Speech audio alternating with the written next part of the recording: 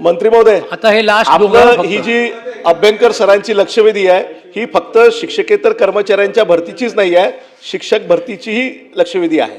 त्याच्यामध्ये उल्लेख आहे तसा, मी बारकाईने वाचलेला आहे. तर मला हे म्हणायचं आहे की 30 जूनपर्यंत राज्यातल्या सर्व शिक्षकांच्या नियुक्तीकरता पवित्र पोर्टलची भरतीची प्रक्रियाची अंतिम तारीख होती काल 30 जूनपर्यंत. आता नागपूरसह अनेक विभागांमध्ये अजूनपर्यंत काही लोकांच्या संचमान्यता जनरेट झाल्या, परंतु त्या ठिकाणी रोस्टरवर सह्या DYD सारख्या अधिकाऱ्यांनी केल्या नाही.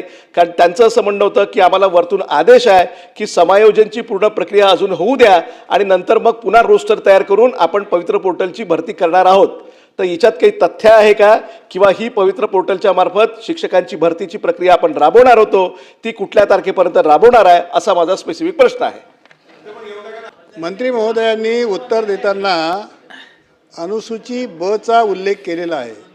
महाराष्ट्र खाजगी शाळा कर्मचारी सेवा शर्ती अधिनियम आणि नियमावलीमध्ये बदल करण्याच्या संदर्भातलं प्रोसिजर जे कार्यपद्धती आहे ती बरीच दीर्घकाळ चालणारी आहे. ती पटकन होईल अशातला भाग नाही.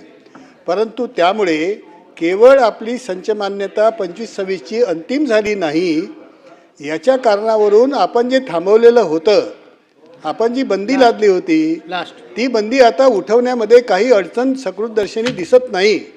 त्यामुळे आपण ही बंदी उठवण्याच्या संदर्भात, कारण कधीही आपण नियमामध्ये बदल जरी केला तरी तो रिट्रॉस्पेक्टिव्ह होऊ शकत नाही, तो पर्स्पेक्टिव्ह होणार आहे.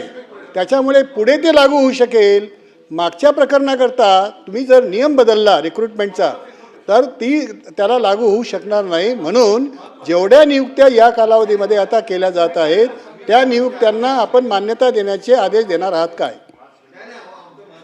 एक मिनिट, मी विसरून जाईन ना तुमचा प्रश्न. याच्या अनुषंगानेच आहे.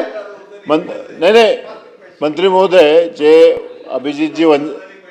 मंत्री महोदय अभिजित वंजारींनी जो प्रश्न विचारला त्याच अनुषंगानं आहे. म्हणजे आपल्याला खुलासा करताना आमच्या दोघांचंही क्लिअर होईल.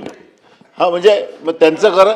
म्हणजे वंजारी साहेबांनी आपल्याला आता विचारलं की शिक्षकांचं आपण आता पवित्र पोर्टलद्वारे हे करणार आहात का, हा प्रश्न त्यांनी विचारला आहे.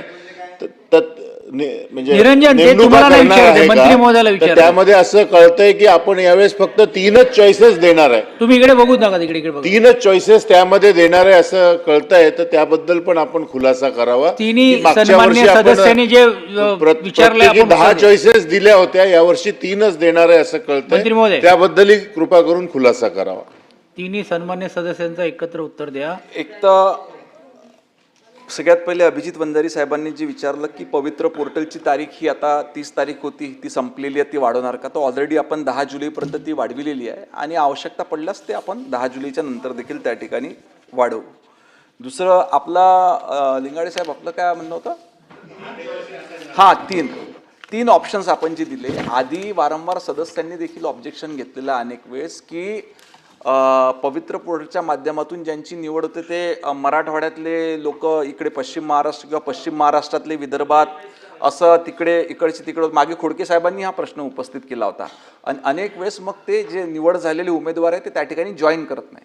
म्हणून त्याच्यावर मार्ग म्हणून आपण 10च्या ऐवजी ऑप्शन आता 3 त्या ठिकाणी केले आहे, जेणेकरून त्या विभागातल्या उमेदवारांना त्या विभागामध्ये त्या ठिकाणी नोकरी मिळेल.